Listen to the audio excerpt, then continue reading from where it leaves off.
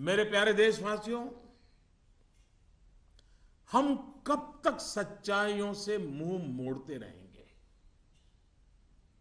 मैं आपके सामने एक जानकारी साझा करना चाहता हूं और इसे सुनने के बाद या तो आप हंस पड़ेंगे या फिर आपका गुस्सा फूट पड़ेगा।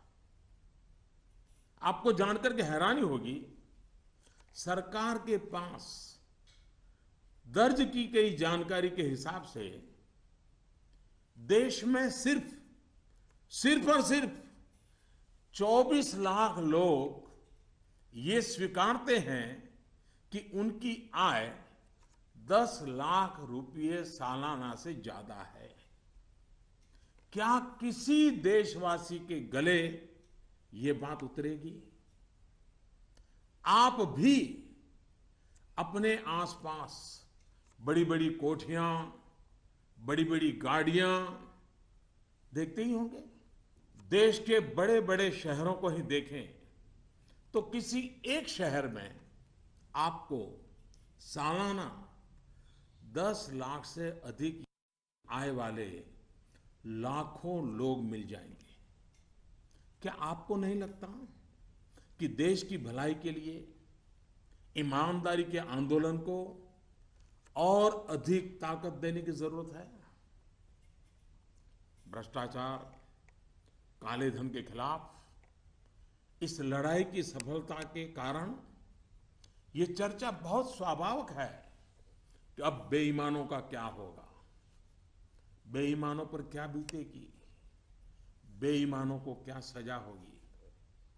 भाइयों और बहनों, कानून कानून का काम करेगा, पूरी कठोरता से करेगा, लेकिन सरकार के लिए इस बात की भी प्राथमिकता है कि ईमानदारों को मदद कैसे मिले, ईमानदारों को सुरक्षा कैसे मिले, ईमानदारी की जिंदगी बिताने वालों की कठिनाई कैसे कम हो, ईमानदारी अधिक प्रतिष्ठित कैसे हो।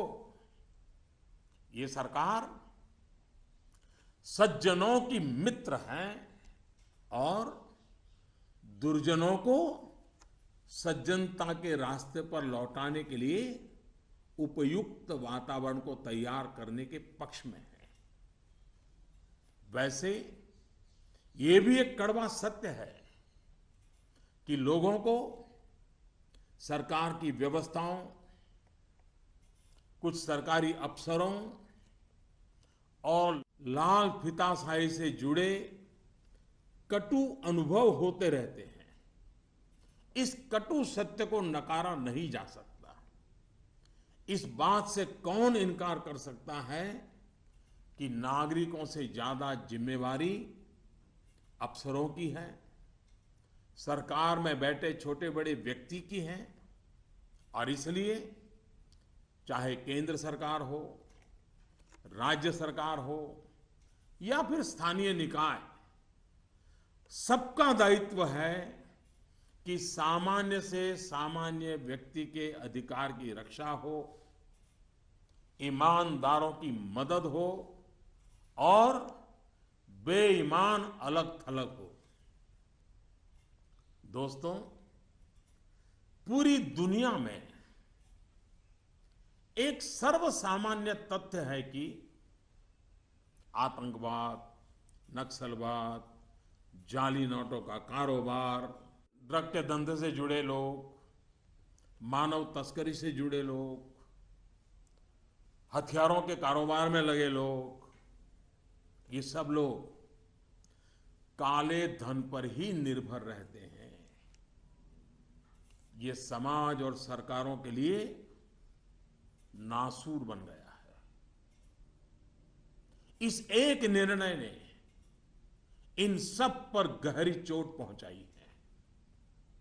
आज काफी संख्या में नौजवान हिंसा का रास्ता छोड़ मुख्य धारा में लौट रहे हैं।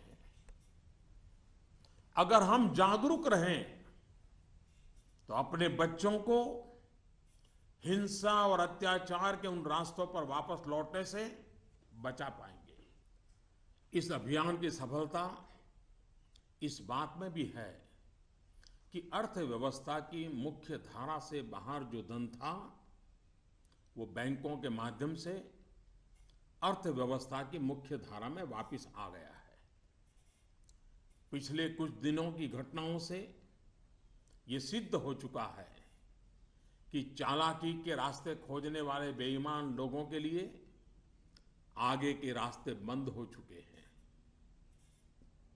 टेक्नोलॉजी ने इसमें बहुत बड़ी सेवा की है।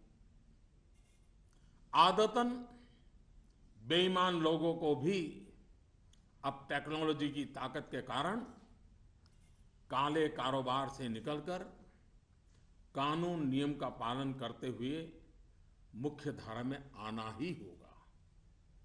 साथियों, बैंक कर्मचारियों ने इस दौरान दिन रात एक किए हैं।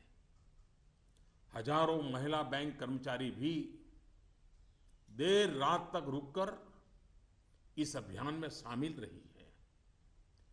पोस्ट ऑफिस में काम करने वाले लोग, बैंक मित्र, सभी ने सराहनीय काम किया है।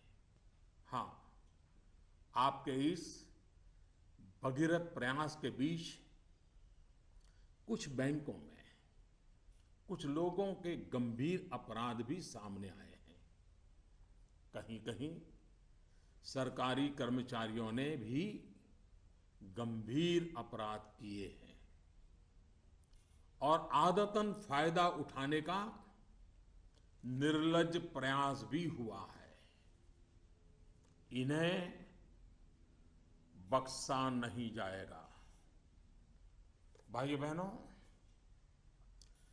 देश के बैंकिंग सिस्टम के लिए एक स्वर्णिम अवसर है। इस ऐतिहासिक अवसर पर मैं देश के सभी बैंकों से आग्रहपूर्वक एक बात कहना चाहता हूं।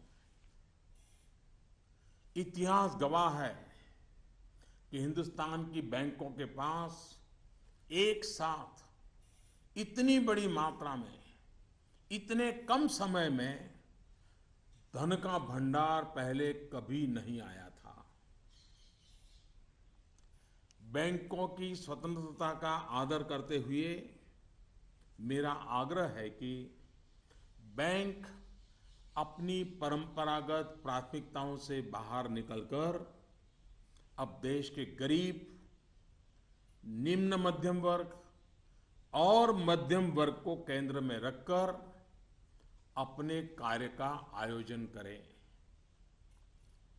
आज पूरा हिंदुस्तान जब पंडित दीनदयाल उपाध्याय की जन्म शताब्दी वर्ष को गरीब कल्याण वर्ष के रूप में मना रहा है, तब बैंक भी लोकहित के, गरीब कल्याण के इस अवसर को हाथ से न जाने दे। हो सके उतना जल्दी लोकहित में उचित निर्णय करें और उचित कदम उठाएं। जब निश्चित लक्ष्य के साथ नीति बनती है, योजनाएं बनती हैं, तो लाभार्थी का सशक्तिकरण तो होता ही है, साथ साथ इसके तात्कालिक और दूरगामी फल भी अवश्य मिलते हैं। पाई पाई पर बारीक नजर रहती है और इससे अच्छे परिणामों की संभावना भी पक्की होती है।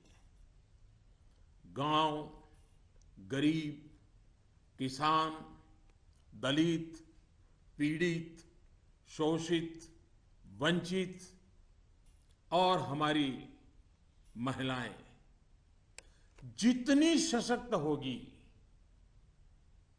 आर्थिक रूप से अपने पैरों पर खड़ी होगी, देश उतना ही मजबूत बनेगा और विकास भी उतना ही तेज होगा।